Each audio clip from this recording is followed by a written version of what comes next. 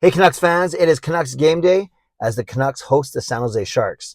Filip Hronek will make his Canucks debut on the blue line tonight, and defenseman Christian Wolanin has himself a brand new 2-year contract. I'm Canuck Clay, and this is my Canucks take on one take. It's Clay's Canucks commentary for Thursday, March the 23rd. If you're new, here's what you should do. Hit the subscribe button now for daily Canucks insight that's positive, timely, and trustworthy. I am going to the game tonight. I'm going with my good friend, legendary Justin Credible. It's his legend perk, one of his legend perks, but more importantly, looking forward to some quality time with Justin at the game. And if you're at the game and you want to say a quick hello, we'll be traversing down from our seats in 319 down to section 115 during the second intermission. So if you're at the game and you want to say a quick hello, second intermission, I'll be outside of section 115 in the concourse. Then after the game, I'm going to rush home and do my post-game live stream right here at 11 p.m. So I hope you can join me for that as well. Now, for tonight's actual game, a couple of things. But actually, before we get to tonight's game, let's talk about Christian Wolanin. He has himself a brand new 2-year contract extension. Pays him $775,000 with Vancouver, $500,000 with Abbotsford. So it's a two-way contract. But you can see that the gap, 775 to 500, isn't as big as, say, 775 to 100. So that's something that obviously Wolanin and his team negotiated. And I'm very happy for him. I really like him. I got to meet him at the golf tournament last September, and he was really nice, really friendly, very humble, and you just knew that he had an opportunity here and he wanted to take advantage of it. And he certainly has, turning into a brand new 2-year contract. Now, this season in Abbotsford, he had 55 points in 49 games, 55 and 49. That was the Canucks' leading scorer. It was the leading defenseman in the entire AHL. And despite being up here for a few weeks now, I think those I read that those kind of marks still stand. So that just shows how good of a season he had in the AHL. Then up here, he's been great. He has 3 assists in 15 games. He's a +4, and he's solid. He's a good puck mover, a really high hockey IQ. Unlike Breezeball and Juleson and even Burrows and Myers and OEL, he hasn't had a really, really bad game or a bad stretch of games. He's just quietly been solid as a third pairing left shot guy. So I think this is a really good contract for him. I think it's great for the Canucks because what this means is for next season, presuming a fully healthy OEL, I think you can pencil Wolanin into the third pairing spot. Now, maybe Travis Dermott comes back. Maybe Jack Rathbone gets a shot, but I think it could very well be Hughes, OEL, and Wolanin down the left side next year, at least to start, and I'd be completely fine with it. I really would, because like I said, he's a smart player. He can move the puck, and he's got a lot of really good attributes. I think he's been solid. He's a solid player. He was drafted way back in 2015 in the 4th round by the Ottawa Senators. His career has gone Ottawa, Buffalo, LA Kings, and most recently, and now the Vancouver Canucks. So I'm very happy for Christian Wolanin. Congratulations. And we look forward to at least 2 more seasons of him here in Vancouver.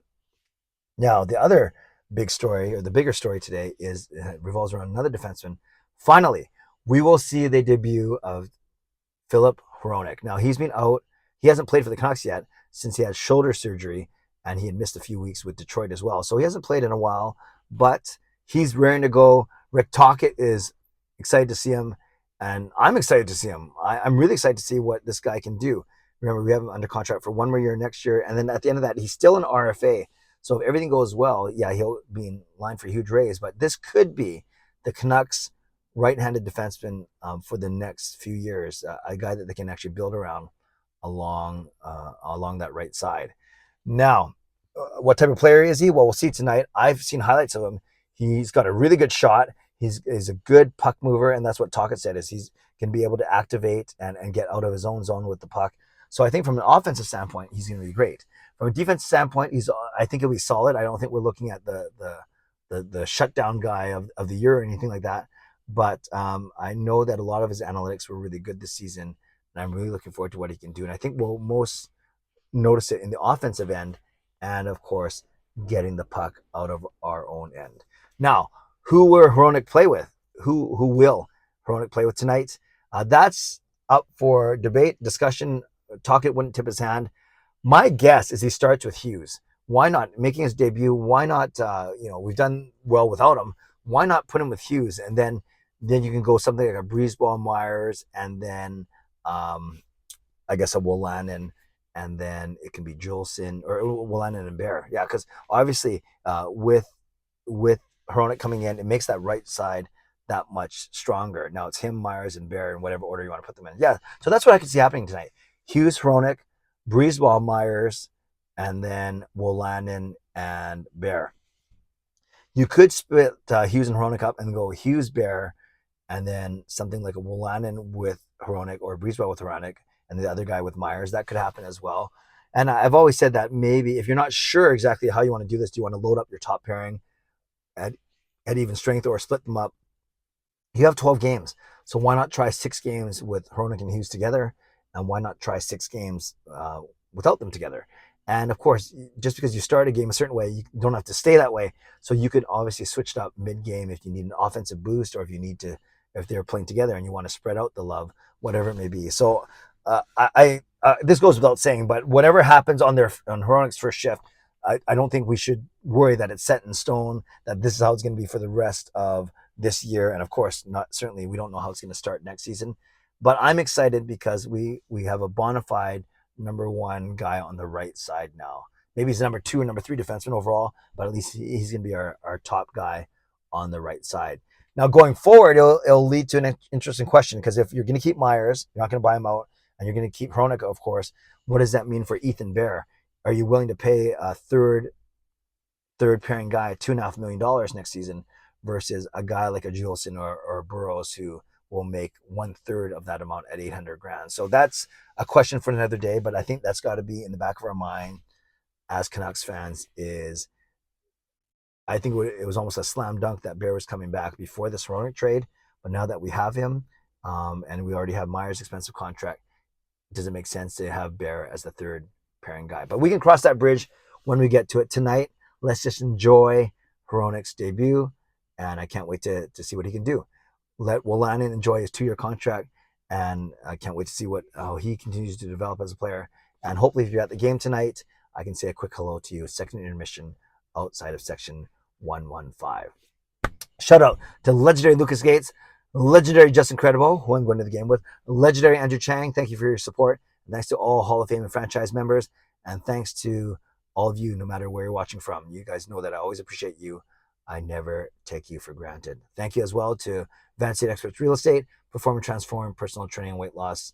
And for all of you, on your way out, subscribe, like the video, leave a donation, become a member, upgrade your membership, gift a membership. No, I don't think you can gift a membership in these non-live stream videos, but do the other things. Subscribe, like, leave a donation, become a member or upgrade your membership, and make sure you join me tonight at 11 p.m. for my show. Oh, and finally, by the way, I forgot to tell you that on Tuesday, I got the score right. I can't believe I haven't, because I think it's only the second or third time this season that I've got it right.